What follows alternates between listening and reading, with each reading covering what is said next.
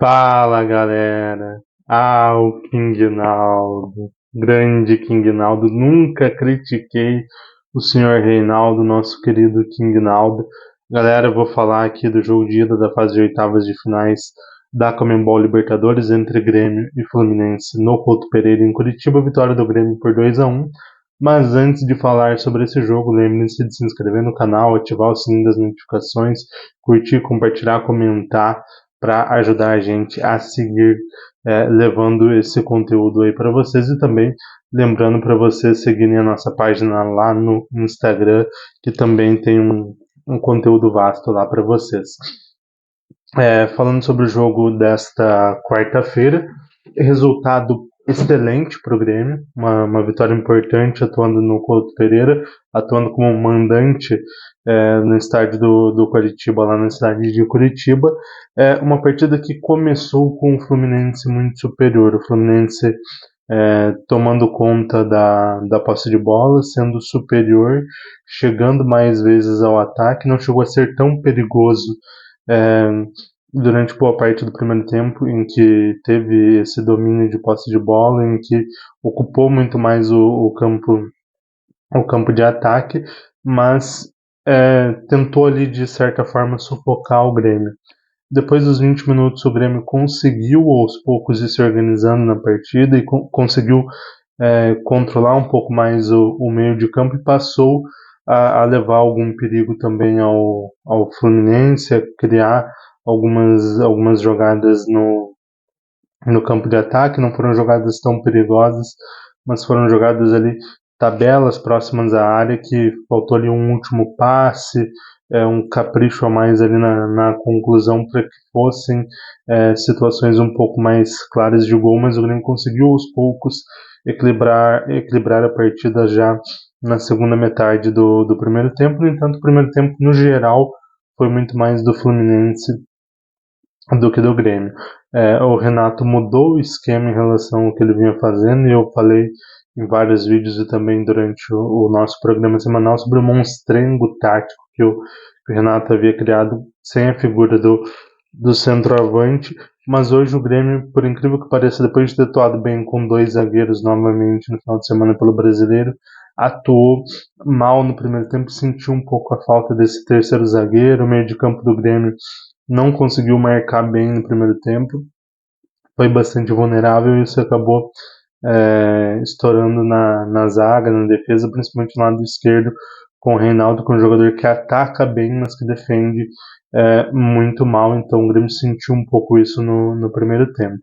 No segundo tempo o Grêmio melhorou, aos poucos foi se tornando mais competitivo, foi chegando um pouco mais na defesa do Fluminense, mas ainda era um jogo bem burocrático, bem xoxo, até que o Fluminense conseguiu abrir o placar com um gol do Lima, ex-Grêmio, já atuou com a camisa do Grêmio, inclusive começou no Grêmio. Ele acabou fazendo 1-0, entrou no segundo tempo e fez 1-0 num lance em que o João Pedro e o Rodrigo Eli foram marcar o mesmo jogador e sobrou nas costas dos dois o Lima livre num cruzamento do Ganso. Ele chapou no canto oposto do Marquezinho, fez 1-0. O Fluminense, que praticamente não tinha finalizado no gol do Grêmio, apesar de ter sido superior na primeira etapa, foi uma superioridade sem chances muito claras e sem um perigo tão grande ao gol do Marquezinho, mas veio esse gol com o Lima. O Grêmio ainda sentiu um pouco o gol, ficou um pouco desencontrado por alguns minutos, mas o Renato mexeu na equipe. Colocou o Monsalve e o Gustavinho, e os dois jogadores foram os responsáveis ali pela aquela primeira mudança da equipe do Grêmio no jogo, foram os responsáveis para fazer com que o Grêmio finalmente jogasse um bom futebol na partida. Foram envolventes, criaram, driblaram, buscaram as jogadas, e isso fez com que o Grêmio ficasse mais presente no campo de ataque, começasse a criar com um pouco mais de perigo, empurrasse o Fluminense um pouco para trás, até o lance do pênalti em que o Reinaldo, King Naldo, que eu nunca critiquei, bateu com perfeição e empatou. Minutos mais tarde, uma falta na ponta direita para o Grêmio. Muita gente esperava, na verdade era até o mais óbvio, que ele cruzasse na área. ele fez um chute meio cruzamento, a bola acabou entrando sem desviar em ninguém, o Grêmio virou pouco depois de ter sofrido o primeiro gol. O Fluminense sentiu muito psicologicamente ter sofrido os dois gols. O Grêmio tentou pressionar ali pro 3-1, mas o Rodrigo ele acabou acertando um soco na barriga do Paulo Henrique Ganso, numa disputa aérea na área de ataque do Grêmio. O Ganso primeiro deu uma gravata nele, eles se enroscaram ali, no final o Eli acabou dando um soco no Ganso e o VAR chamou e expulsou o Eli. E aí os últimos 12, 15 minutos foram com o Fluminense mais no campo de ataque, não chegou a criar nada de perigo, mas foi um momento tenso porque o Fluminense ficou muito presente no campo de ataque. Mesmo assim, o Grêmio conseguiu segurar o 2-1 com 2 gols do Reinaldo, um herói mais do que improvável, que ajudou muito a equipe do Grêmio nessa partida. Agora falando do confronto em si, jogo de volta na próxima terça-feira, dia 20 de agosto, no Maracanã, lá no Rio de Janeiro, às 19 horas. O Grêmio tem a vantagem do empate para buscar a classificação para a fase de quartas de finais. Acho que é um jogo difícil para o Grêmio, é um confronto difícil. O Fluminense, apesar de não estar numa boa fase, de ter vários jogadores de qualidade no elenco, mas que não vivem um bom momento, é uma equipe que tem as suas qualidades, tem alguns jogadores que podem decidir, que podem ser decisivos, principalmente num jogo dessa importância, dessa magnitude. Então é uma equipe perigosa, vai ter a torcida a seu favor, no estádio que conhece, que manda os seus jogos há muito tempo. Então é um confronto difícil. O Fluminense é o favorito pro jogo do próximo meio de semana, até porque o Grêmio ainda não é uma equipe confiável na temporada, uma equipe que vem num bom momento, mas que mesmo nesse bom momento oscila entre jogos bons e jogos ruins, e inclusive nos jogos bons com alguns momentos ruins dentro desses jogos. Então é uma equipe que ainda não é confiável. Mas o Grêmio abre uma vantagem que é importante, ainda mais no momento que o Fluminense vive na zona de rebaixamento, tendo um jogo fundamental no final de semana, que é um confronto direto também no Maracanã contra o Corinthians. Então é um jogo que, se o Grêmio levar também para o emocional com o Fluminense na situação que está, em que o Grêmio pode tirar certas vantagens nesse sentido e pode se sair bem. O chaveamento não está tão difícil, não está tão assombroso assim para o Grêmio, porque se avançar do Fluminense pode pegar provavelmente o Atlético Mineiro, que tem um elenco melhor e que joga um futebol melhor, mas não é esse bicho-papão todo, longe disso. Faz uma temporada inclusive um pouco aquém. Passando depois numa semifinal pode enfrentar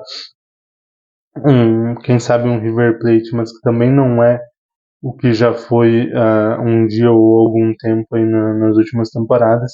Então é um caminho que dá para sonhar em ir um pouco mais longe, bater quartas de finais, quem sabe semifinal, quem sabe até sonhar com uma grande final.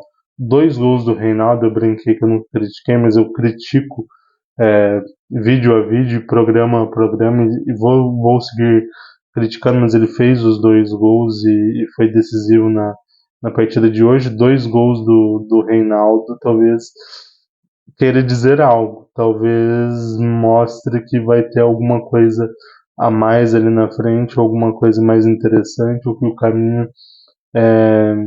seja melhor para o Grêmio, que tem alguma coisa interessante para o Grêmio ali na frente. Talvez esses 2 gols do Reinaldo signifiquem isso. Pode ser que não signifique nada, mas eu acredito muito nisso em Libertadores, como foi aquela questão do Nazuma acabar com o planeta lá em 2017, que foi muito emblemática, que depois culminou no título, como foi com o Flamengo em 2019, lá a música em dezembro de 81 e por assim vai.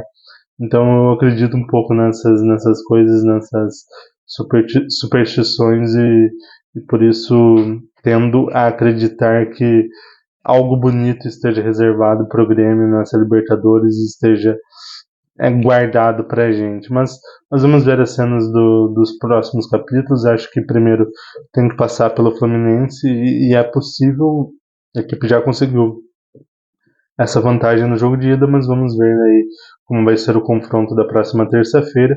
Você diz aí nos comentários o que achou do jogo, se o Grêmio mereceu ganhar, se o Fluminense merecia sorte melhor, quem você acha que avança no próximo jogo? Será que o Fluminense consegue reverter essa vantagem do Grêmio e avança às quartas de finais? Será que o Grêmio segura essa vantagem e segue na competição? Deixa aí nos comentários e dê a sua opinião. É isso aí, galera.